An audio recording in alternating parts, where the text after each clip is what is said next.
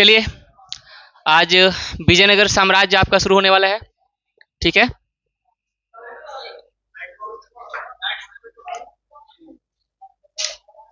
विजयनगर साम्राज्य।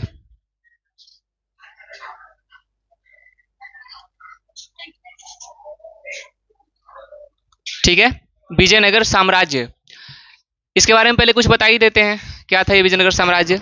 देखिए, मोहम्मद बिन तुगलक को आप लोग याद कीजिए, मोहम्मद बिन तुगलक एमबीटी, उसके बारे में कुछ याद आ रहा है आपको? उस समय हम बताए होंगे आपको कि मोहम्मद बिन तुगलक जब दिल्ली से हमला किया था तो ये जो आपको काकतीय साम्राज्य दिख रहा है, काकतीय वंश, वारंगल, याद है ना? वारंगल का काकतीय वंश, प्रताप रुद्र हीरा, याद आ रहा है कुछ? सब कुछ वारंगल का काकतीय वंश। तो यहाँ पे दो व्यक्ति रहते थे जिसका नाम है हरिहर एवं बुक्का, ये दोनों भाई थे आपस में। ठीक, तो जब मोहम्मद बिन तुगलक ने या तुगलक वंश ने काकतीय वंश को नष्ट कर दिया तो यहां से ये लोग भाग करके कहां गए थे? काम्पिली। ये जो आप देख रहे हैं काम्पिली, ये महाराष्ट्र और कर्नाटक के बॉर्डर पे, ये काम्पिली एक छोटा सा राज्य था, वो यहां से भाग करके यहां आ गए। ठीक, और यहां पे आने के बाद मंत्री के पद पे थे वो।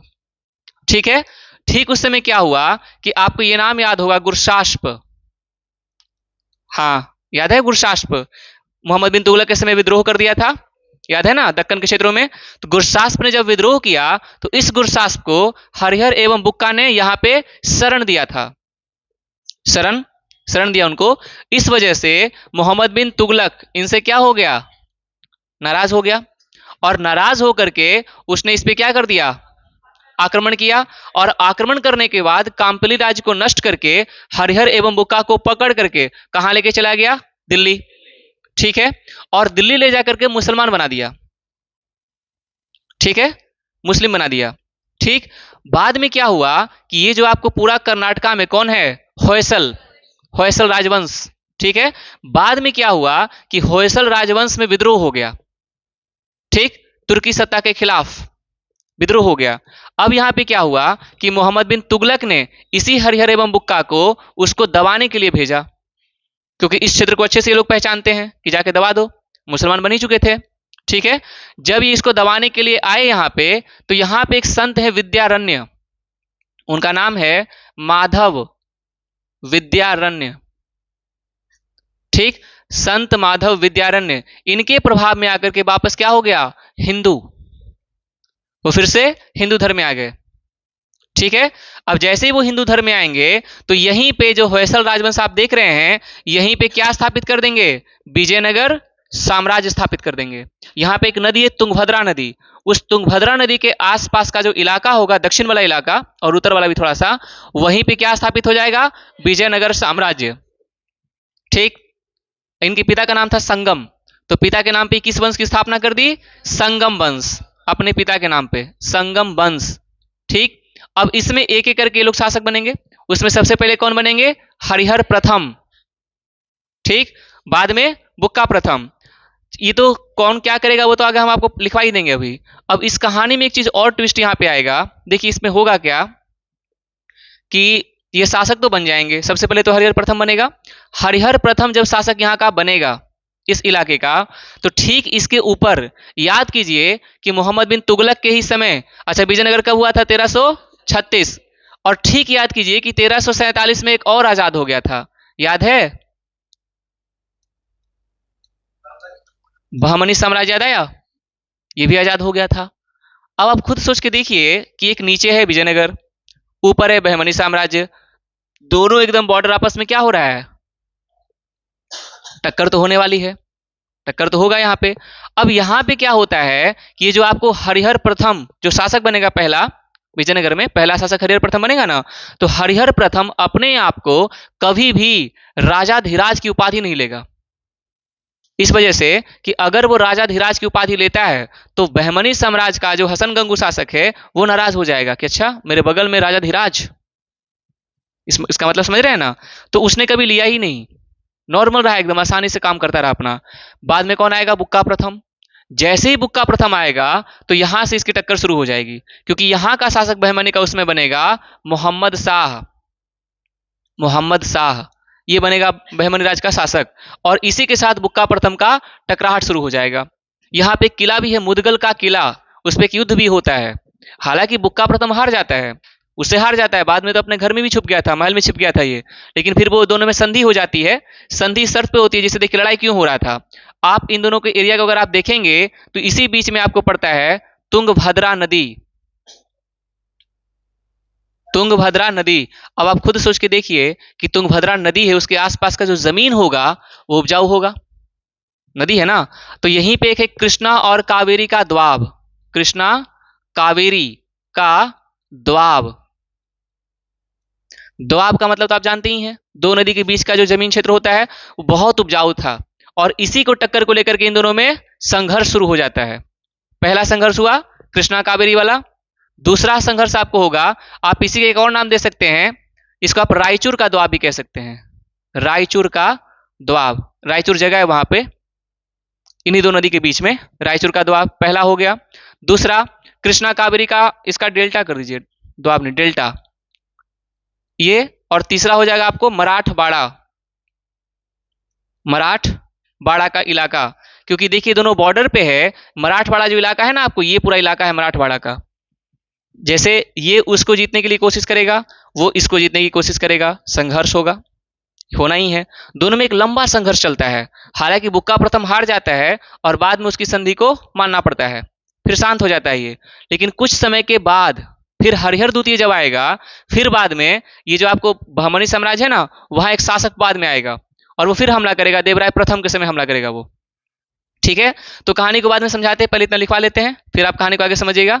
तो लिखिए विजयनगर साम्राज्य, फिर कहानी को आगे बढ़ाते हैं एक करके।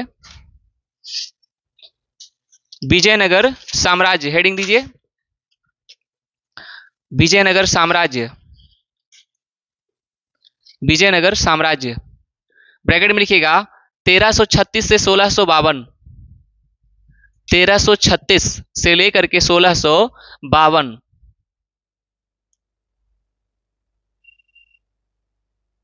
विजयनगर साम्राज्य 1336 से 1652 लंबा चलेगा। इसमें कई सारे वंश आएंगे, मुख्य रूप से 4 वंश आएंगे। उसमें पहला वंश कौन सा होगा आपका?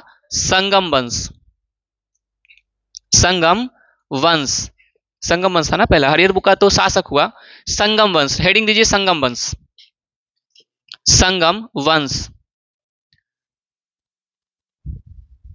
संगम वंश। और इसके बारे में नीचे से लिखिए, संगम वंश के बारे में लिखिए। अच्छा, इसका डेट भी लिखेंगे, ये वंश कब से कब तक चला, तो लिख लीजिए। ये आपको चला 1336 से 1485। 1336 से 1485 तक चलेगा ये संगम वंश।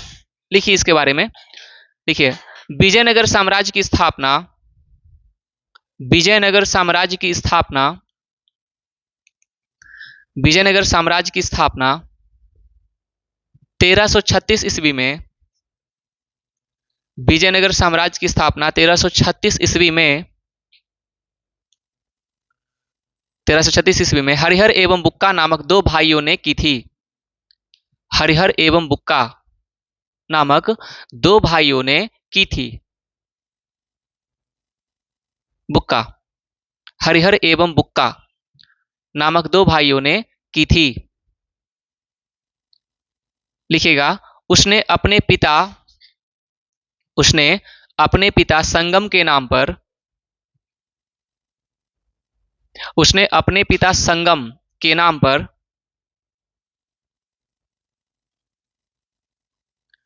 उसने अपने पिता संगम के नाम पर इस वंश का नाम संगम वंश रखा। इस वंश का नाम संगम वंश रखा। लिखिए वस्तुतः वे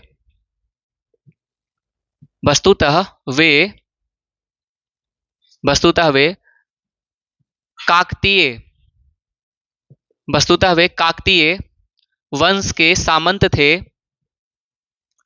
वस्तुतः वे काकतीय वंश के सामंत थे। काकतीय जानते हैं ना, वारंगल, ये वाला इलाका। आप चाहें तो ब्रैकेट में वारंगल लिख सकते हैं, कोई दिक्कत नहीं है। सामंत थे, सामंत। सामंत का मतलब, ठीक है इसके बाद समझा देंगे। सामंत हम आपको कई बार समझा चुके हैं ना आप लोग। सामंत जितने भी जो बड़े बड़े जमींदार होते हैं, मंत्री पद पे रहते हैं, जो बड़े बड़े लोग होते हैं ना, उनको, अमीर लोग होते हैं, उनको सामंत कहा जाता था उस समय। ठीक है, काकतीय वंश के सामंत थे, काकतीय वंश के सामंत थे, मंत्री पद पे होंगे। ठीक है, सामंत थे। लिखिए आगे। बाद में बाद में बाद में बाद में तुगलक वंश के शासकों ने, बाद में तुगलक वंश के शासकों ने, बाद में तुगलक वंश के शासकों ने काकतीय वंश को, काकतीय वंश को, काकतीय वंश को, ठीक है, नष्ट करने का प्रयास किया, नष्ट करने का प्रयास किया, नष्ट करने का प्रयास किया। अतः अतः हरिहर एवं बुक्का, अतः हरिहर एवं बुक्का, हरिहर एवं बुक्का काम्पिली राज्य में आकर, काम्पिली राज्य में आकर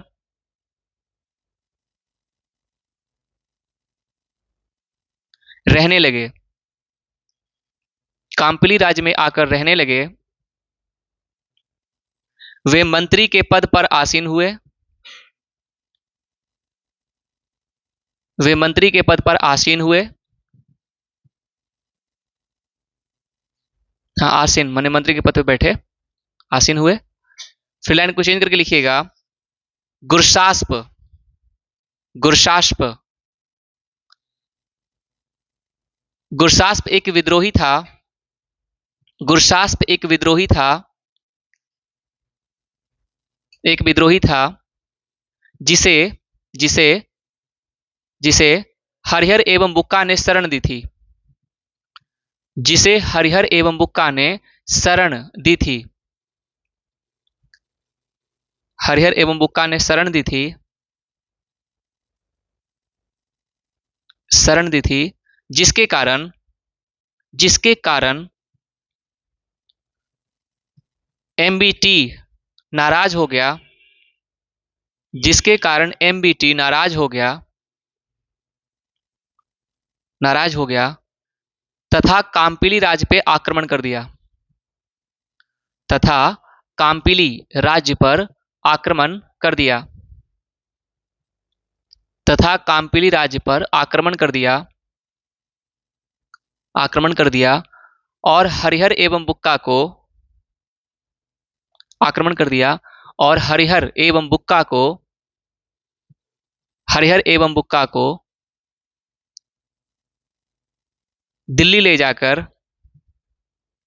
दिल्ली ले जाकर मुसलमान बना दिया, मुसलमान बना दिया, मुसलमान बना दिया। ठीक है, तो मुसलमान बना दिया इसको दिल्ली ले जाकर के। अब क्या होगा, अब होयसल राज्य में ना विद्रोह होगा। ठीक है, तो लाइन को चेंज करके लिखिए, बाद में, बाद में होयसल, बाद में होयसल राज्य में विद्रोह को दबाने के लिए,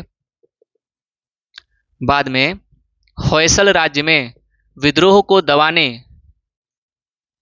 बाद में होयसल राज्य में विद्रोह को दबाने के लिए, के लिए, दबाने के लिए एमबीटी ने, एमबीटी ने, एमबीटी ने हरिहर एवं बुक्का को भेजा,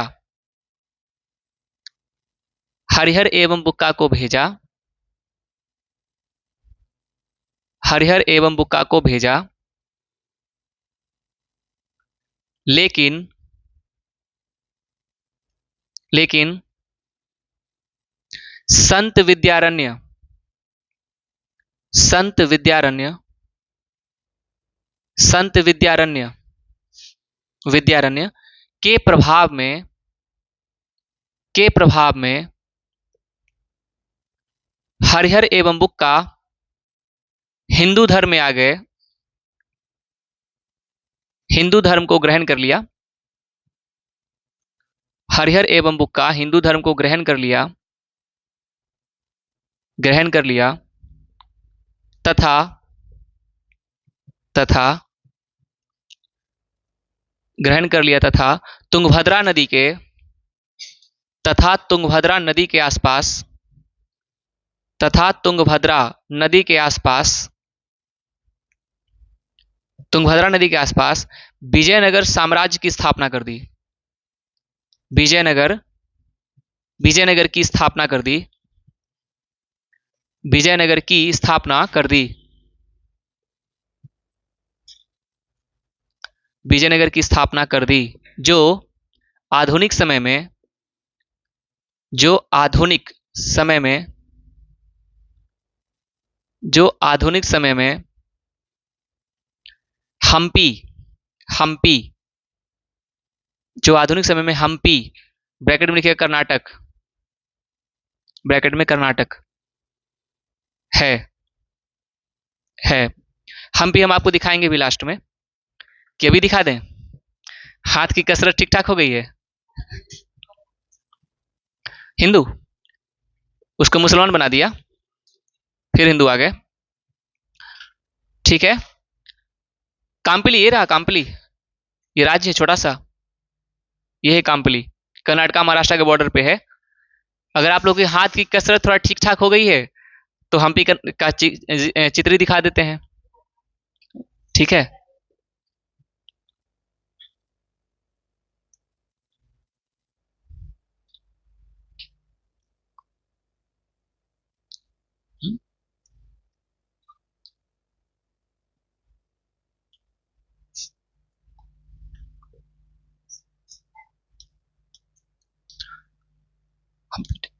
अब ये थोड़ा सा खंडहर हो गया है। देखिए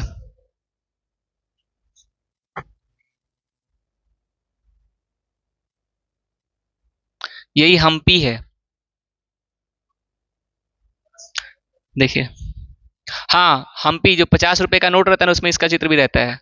ठीक है, देखिए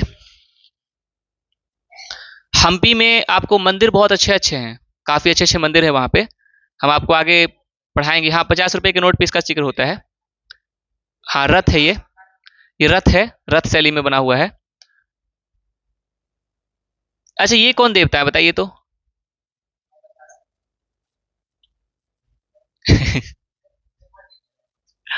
ये कौन देवता है?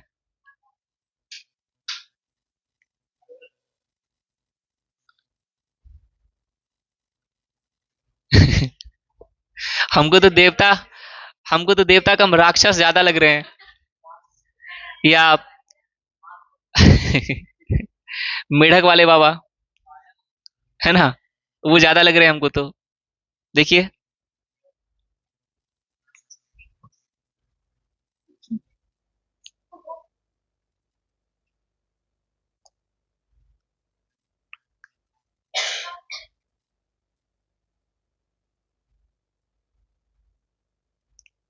ये खंडहर में बदल गया है, पूरा बर्बाद हो गया है। लेकिन अभी आप जाएंगे ना वहां तो होंगे, विष्णु जी की मूर्ति होगी। हाँ, विठल विठल मंदिर देखिए कितना अच्छा है। आप भी जाकर के ऐसे फोटो खिंचवा सकते हैं।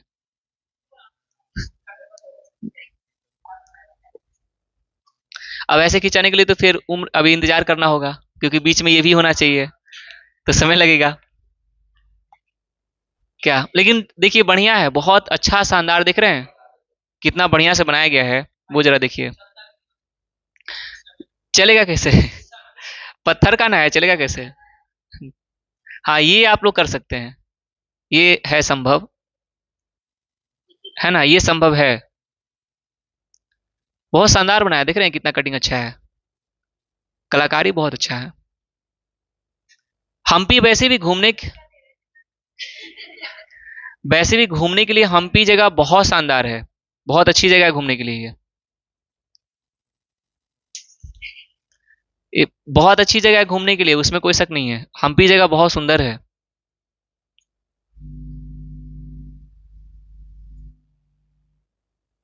देखिए कितना सुंदर सुंदर मूर्ति है। ये मंदिर देखिए, विरूपाक्ष टेम्पल है ये।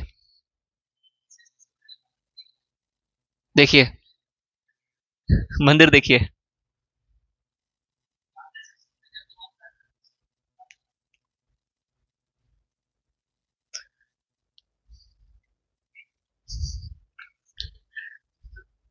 नहीं, खरीद नहीं सकते इसको। देखिए हमारे यहाँ एक हमारे यहाँ एक नटवर लाल नाम का एक आदमी हुआ था, वो लाल किला ही बेच दिया। तो नटवर लाल की तो बात अब पहले थी, अब तो नहीं मिलेगी आपको। विरूपाक्ष टेम्पल आपको लिखवाएंगे इसके बारे में, विरूपाक्ष के बारे में। काफी खासियत है, ये मंदिर बहुत सुंदर है, बहुत सुंदर मंदिर है ये। तो अब आपको वापस कसरत पे ले आते हैं, इस पे।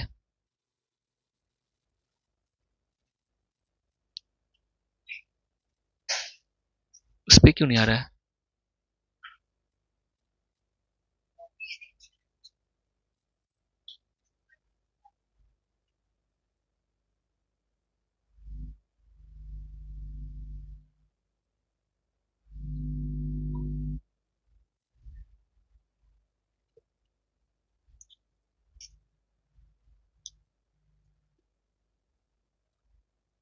चलिए आगे लिखिए आप लोग।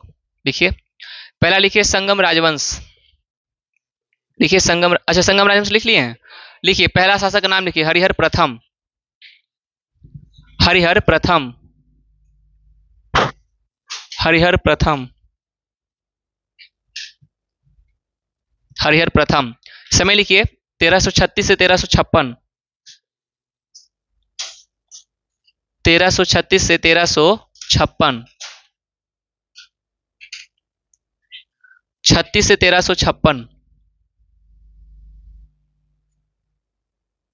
हरिहर प्रथम के बारे में लिखिए 1336 से 1356। लिखिए, लिखिए उसने उसने होयसल राज्य को विजयनगर में मिला लिया। उसने होयसल राज्य को विजयनगर में मिला लिया, होयसल को जीत लिया पूरा, विजयनगर में मिला लिया। उसकी उसकी राजधानी, उसने होयसल राज्य को विजयनगर में मिला लिया। होयसल राज्य जो कर्नाटक में था ना, पूरा फैला हुआ, होयसल राज्य को विजयनगर में मिला लिया। ये होयसल, ये वाला इलाका नीचे वाला, ये सॉरी ये है होयसल, इसको इसमें मिला लिया, विजयनगर में मिला लिया। लिखिए उसकी राजधानी, उसकी राजधानी, उसकी राजधानी आनेगोंडी थी।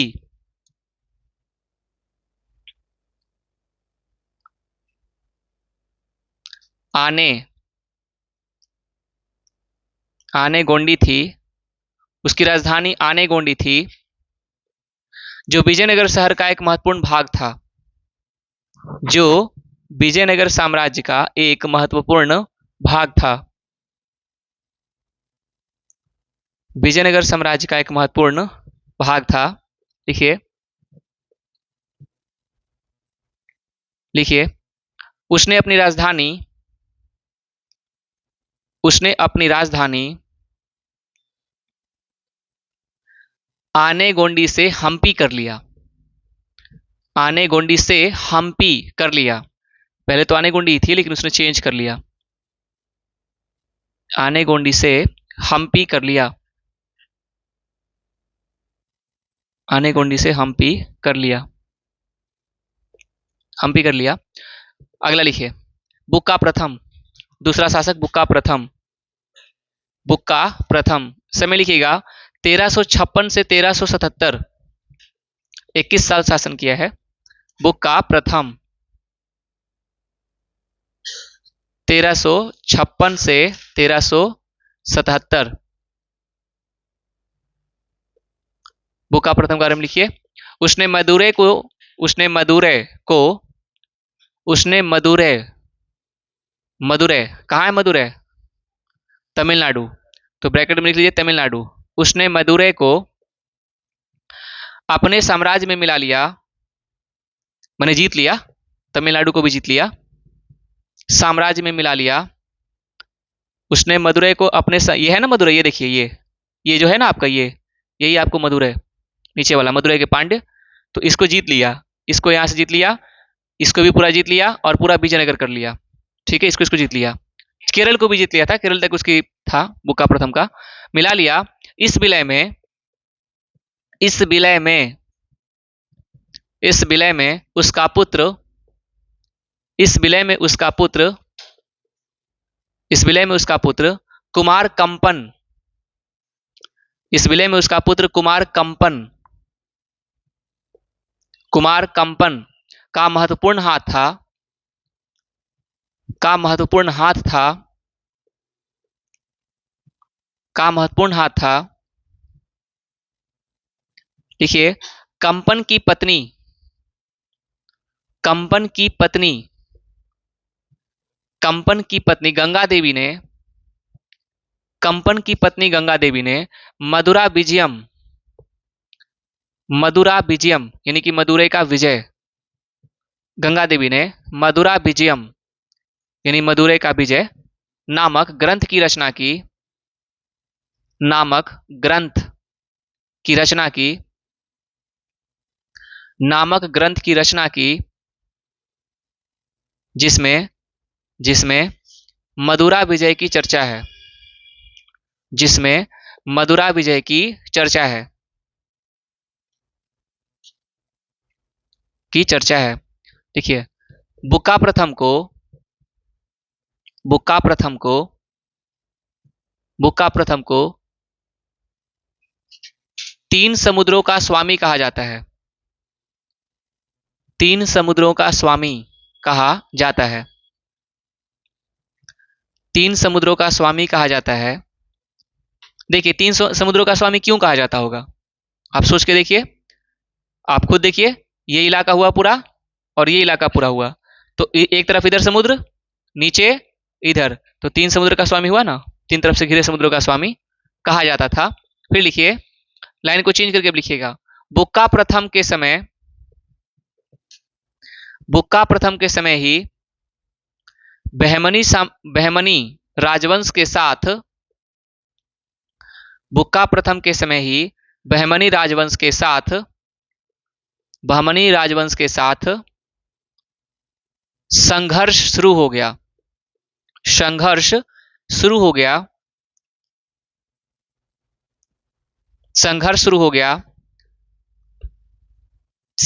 हो गया।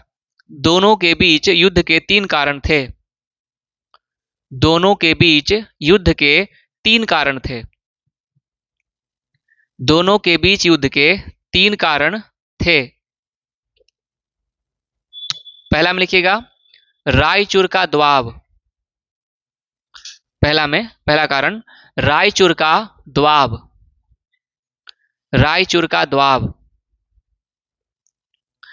ब्रैकेट में लिख लीजिएगा, कृष्णा तुंगभद्रा नदियों के बीच का क्षेत्र, कृष्णा और तुंगभद्रा जो नदी है ना उसके बीच का क्षेत्र, कृष्णा तुंगभद्रा नदी के बीच का क्षेत्र। ठीक है, क्योंकि आपको मालूम है ना कृष्णा नदी कहां से निकलती है, कृष्णा नदी किस राज्य से निकलती है, नहीं जानते हैं, महाराष्ट्र। अब सोचिए कि कृष्णा नदी अगर महाराष्ट्र से ऐसे आ रही होगी, ठीक है, और तुंगभद्रा कर्नाटका से है, वो यहां से है, आप सोच के देखिए कि अगर दोनों के बीच में जो जमीन बनेगा वो तो बहुत उपजाऊ होगा, है ना। तो महाराष्ट्र में जो बहमनी साम्राज्य ऊपर बहमनी साम्राज्य है, ये वाला बहमनी साम्राज्य है, ये विजयनगर है, तो आप खुद सोचिए कि बहमनी साम्राज्य तो चाहेगा ना कि इस पूरे जमीन पर उसी के कब्जा हो, क्योंकि ऊपर से आ रही है कृष्णा नदी, वो तो चाहेगा कि उसी का कब्जा रहे, और ये चाहेगा कि मेरा कब्जा रहे। तुंगभद्रा नीचे से है, दोनों के बीच का जमीन है वो, इसी को लेकर संघर्ष था। तो ब्रैकेट में लिख लीजिएगा, वही कृष्णा तुंगभद्रा नदियों के बीच का क्षेत्र। उसके बारे में बस एक लाइन लिखिए, ये बहुत उपजाऊ जमीन था, ये बहुत उपजाऊ जमीन था, ये बहुत उपजाऊ जमीन था, ये बहुत उपजाऊ जमीन था, बहुत उपजाऊ जमीन था, तथा यहां से, ये बहुत उपजाऊ जमीन था तथा यहां से लोहा कौमा हीरा तथा यहां से लोहा कौमा हीरा निकाले जाते थे। लोहा और हीरा मिलता था वहां, खाद्यान्न है, तो लोहा कौमा हीरा निकाले जाते थे। आप सोच सकते हैं कि कितना संघर्ष होगा इसको लेकर के। अब आगे लिखिए, हाँ अभी भी मिलता है कर्नाटका में, तो निकलता ही है सोना। केजीएफ मूवी तो आपको ध्यान ही होगा, कोलार गोल्ड माइंस, कोलार। वहीं पे कोलार है। आगे लिखिए दूसरा, कृष्णा कावेरी का डेल्टा, कृष्णा कावेरी का डेल्टा। अब अगर कृष्णा कावेरी का डेल्टा अगर आप बनाएंगे तो देखिए कैसा बनेगा, कृष्णा कावेरी का डेल्टा। देखिए कृष्णा नदी तो महाराष्ट्र निकलती है, तो महाराष्ट्र निकल करके नदी कर्नाटका होते हुए कहां चली जाएगी, आंध्र प्रदेश। ठीक है। और एक और कौन नदी है, कावेरी। कावेरी नदी आपको निकलती है कर्नाटका से ही निकलती है, वो बाबा बुदान की पहाड़ी है ना, वहां से निकलती है केजीएफ। और यहां से निकल करके वो ऐसे चली जाती है, कावेरी हो गई, कृष्णा और कावेरी।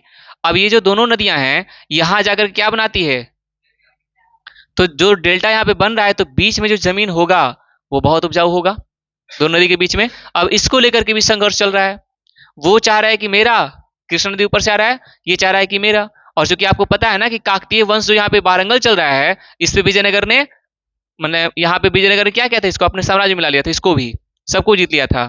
तो लड़ाई बुक्का प्रथम के समय, बुक्का प्रथम के समय, तभी ना उसको तीन समुद्र का स्वामी कहते हैं, इधर भी जीत लिया था। संघर्ष तो होना ही है, इसको लेके एक संघर्ष हो गया शुरू, दो कारण हुआ। तीसरा लिखिए, इसके बारे में लिखिएगा, लिखिए बहुत उपजाऊ जमीन था, लिख लीजिए इसके बारे में, ये बहुत उपजाऊ जमीन था, ये बहुत उपजाऊ जमीन था। यह मुख्य रूप से विजयवाड़ा में, ये बहुत उपजाऊ जमीन था, ये मुख्य रूप से विजयवाड़ा, विजयवाड़ा ब्रैकेट में लिखिएगा आंध्र प्रदेश, विजयवाड़ा ब्रैकेट में आंध्र प्रदेश में स्थित था, में स्थित था, बहुत उपजाऊ जमीन था ये। तीसरा लिखिए अब, मराठवाड़ा, मराठवाड़ा में दोनों के हित टकरा रहे थे, मराठवाड़ा में दोनों के हित टकरा रहे थे, मराठवाड़ा में दोनों के हित टकरा रहे थे, टकरा रहे थे। मराठवाड़ा देखिए ये वाला इलाका होगा, ये जो आपको महाराष्ट्र बहमनी साम्राज्य है ना, बहमनी साम्राज्य महाराष्ट्र में है, ठीक। तो ये जो ऊपर का ये इलाका देख रहे हैं, ये पूरा इलाका, ये वाला इलाका, अब आप खुद सोच के देखिए, ये इलाका नीचे वाला है विजयनगर है, ये इलाका बहमनी का है, ठीक, इससे नीचे विजयनगर है। और ये जो कोने में इलाका आप देख रहे हैं, यही कौन सा है, मराठवाड़ा, यही वो इलाका है। और इसी को लेकर के संघर्ष हो रहा है बार बार, तो युद्ध तो होगा। ये तीसरा संघर्ष का कारण बन गया, विजयनगर चाह रहा था हम कब्जा करें, और उसका तो इलाका ही है, दोनों में संघर्ष होगा। तो मोहम्मद शाह प्रथम, मोहम्मद शाह प्रथम, वो तो पहले, हसन गंगू 1347 में, वो तो पहले ही था, उस समय युद्ध नहीं हुआ, इसके समय युद्ध होगा। आगे लिखिए, बुक्का ने एक दूत मंडल चीन भेजा था, बुक्का ने एक दूत मंडल चीन भेजा था, एक दूत मंडल चीन भेजा था, चीन, हाँ चीन, व्यापार के लिए भेजा था, ताकि अपना दिखा सके कि व्यापार करने के लिए। क्या, तीसरा लिखिए, हरिहर द्वितीय,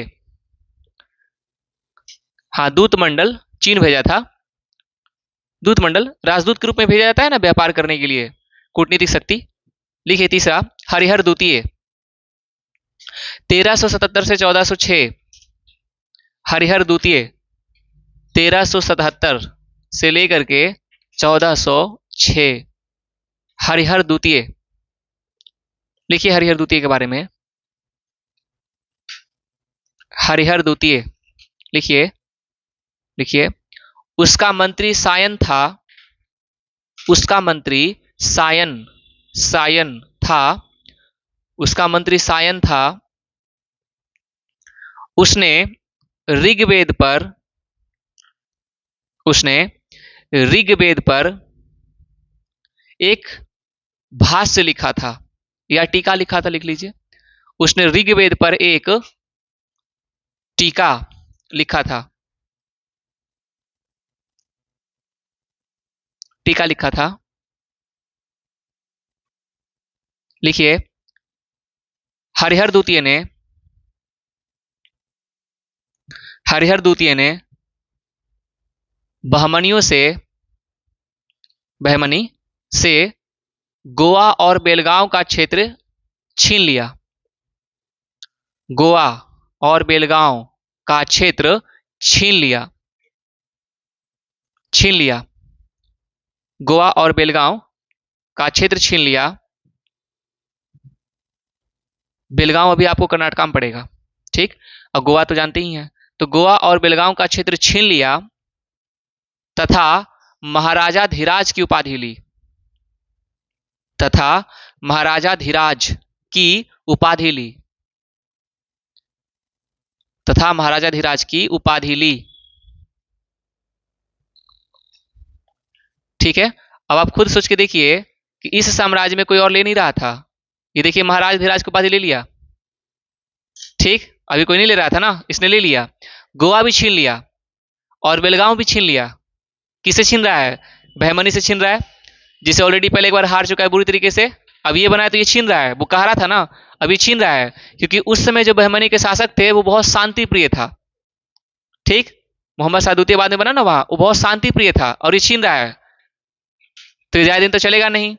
अब लिखिए, आगे लिखिए। तो लिखिए देवराय प्रथम, अगला शासक देवराय प्रथम। अगला शासक लिखिए देवराय प्रथम। डेट लिखिए 1406 से 1422। 1406 से लेकर के 1422, 16 साल। देवराय प्रथम के बारे में लिखिए। उसने उसने उसने तुंगभद्रा नदी पर तुंगभद्रा नदी पर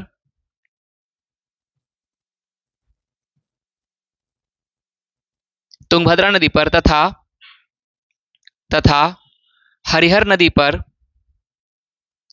हरिहर नदी पर ब्रैकेट में लिखिएगा हरिंद्रा बांध, हरिंद्रा, हरिहर नदी हरिंद्रा बांध, बांध बनवाया था, बांध बनवाया था तथा बांध बनवाया था तथा कई सारी नहरें निकलवाया था। तथा कई सारी नहरों को निकलवाया था, या कई सारी नहरें निकलवाया था, नहरें निकलवाया था, नहरें निकलवाया था। फिर लिखिएगा उसने विजयनगर की सेना में उसने विजयनगर की सेना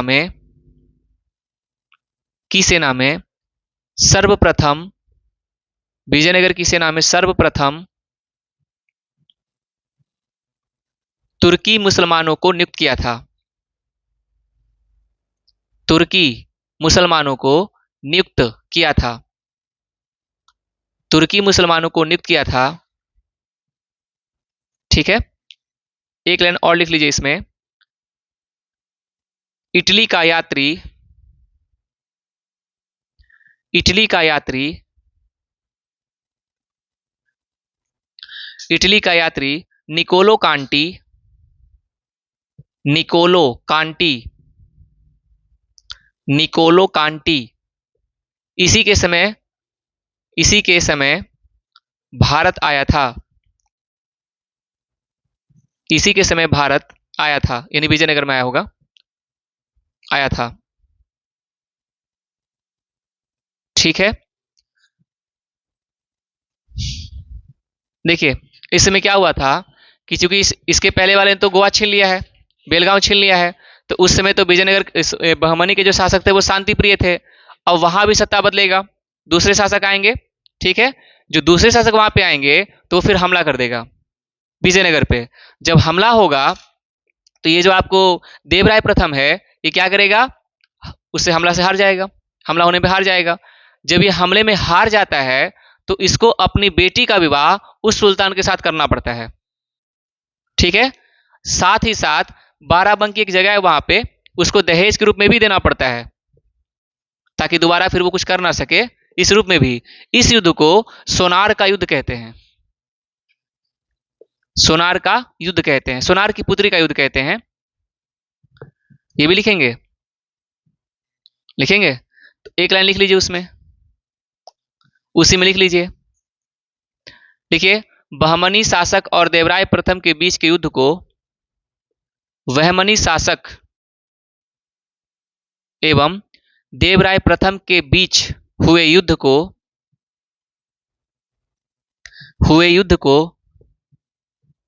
हुए युद्ध को सोनार की पुत्री का युद्ध कहते हैं। सोनार की पुत्री का युद्ध कहते हैं। ये भी आप लोग पहली बार सुने होंगे, सोनार की पुत्री का युद्ध कहते हैं।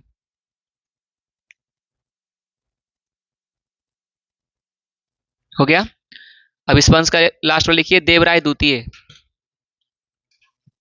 देवराय द्वितीय 1422 से लेकर के 1446। देवराय द्वितीय 1422 से लेकर के 1446। 1446 लिखिए। इस वंश का सबसे महानतम शासक था, इसके बाद पतन हो जाएगा। इस वंश का सबसे महानतम शासक था 1422 से 1446। इस वंश का सबसे महानतम शासक था, इस वंश का सबसे महानतम शासक था। देखिए, उसने गज बेटकार की उपाधि धारण की थी। उसने गज बेटकार की उपाधि धारण की थी। गज बेटकार, गज बेटकार की उपाधि धारण की थी। गज वेटकार की उपाधि धारण की थी। हमेशा विद्रोह की स्थिति में रहती है ये। गज वेटकार का मतलब होता है हाथियों का शिकारी। हाथियों का शिकारी होता है इसका अर्थ। ठीक है, गज में हाथी होता है ना। वेटकार की उपाधि धारण की थी, वेटकार में शिकारी।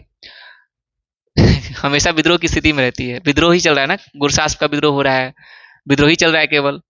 आज वहां पे लिखाए थे हम दक्कन, दक्कन लिखा है ना, हम वहां लिखाए दक्कन, तो एक लिखिए ढक्कन। बताइए, नाम नहीं लेंगे। वो भी अच्छी स्टूडेंट है, वो लिखी है दक्कन को ढक्कन, ढक्कन का क्षेत्र। तो लिखिए, उसे क्रोधा देवराज के नाम से भी जाना जाता है। इसे क्रोधा देवराज के नाम से भी जाना जाता है। क्रोधा देवराज के नाम से भी जाना जाता है। जाना जाता है।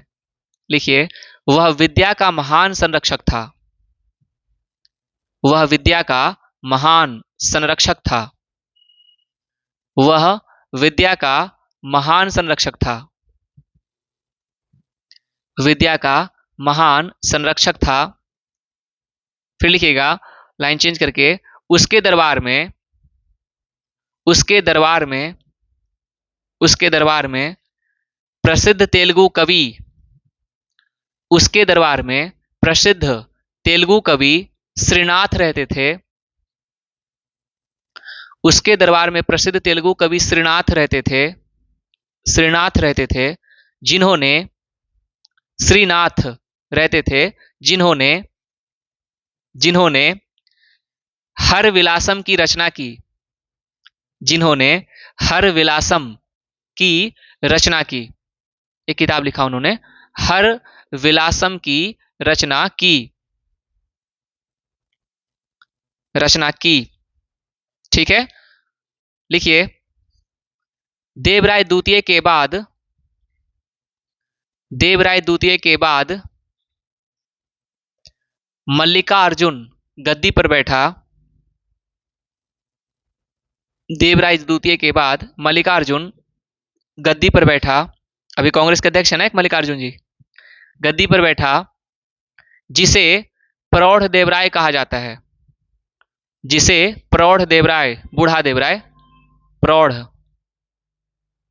जिसे प्रौढ़ देवराय कहा जाता है। प्रौढ़ बूढ़ा देवराय कहा जाता है, कहा जाता है। फिर आखिरी लाइन लिखिए, विरूपाक्ष द्वितीय, विरूपाक्ष द्वितीय, विरूपाक्ष द्वितीय। समय लिखिएगा 1465 से 85, यह आखिरी शासक हुआ। 1465 से 85, ब्रैकेट बंद। लिखिए, विरूपाक्ष द्वितीय इस वंश का अंतिम शासक था 1465 से 1485। इस वंश का आखिरी शासक था,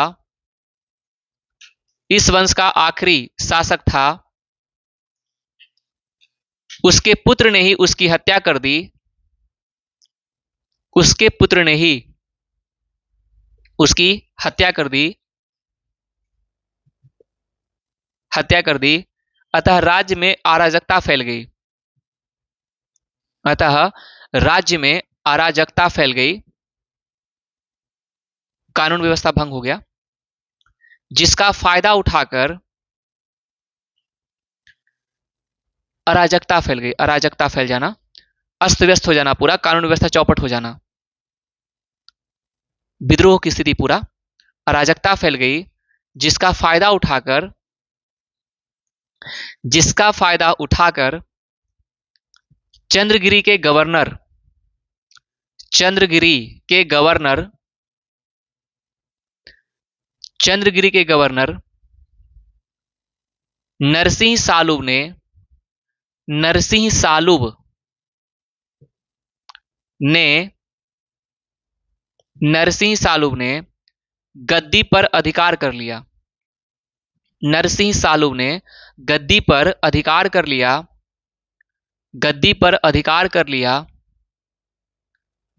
तथा सालुब वंश की स्थापना कर दी, तथा सालुब वंश की स्थापना कर दी, तथा सालुब वंश की स्थापना कर दी, सालुब वंश की स्थापना कर दी। हो गया, आपको ये पूरा वंश खत्म हो गया, इसका संगम वंश पूरा खत्म हो गया। अगली क्लास में आपको हम पढ़ाएंगे, एक थोड़ा सा छोटा सा रहेगा सालुब 2-3 लाइन का, और फिर आएगा तुलुब, और जो तुलुब वंश होगा उसी में आपको हम पढ़ाएंगे कृष्णदेव राय, उनके बारे में चलेगा, थोड़ा सा वो लंबा भी है। ये संगम वंश का सारा चल रहा था, ठीक है, बंद कर दो, ये पूरा संगम वंश चल रहा था।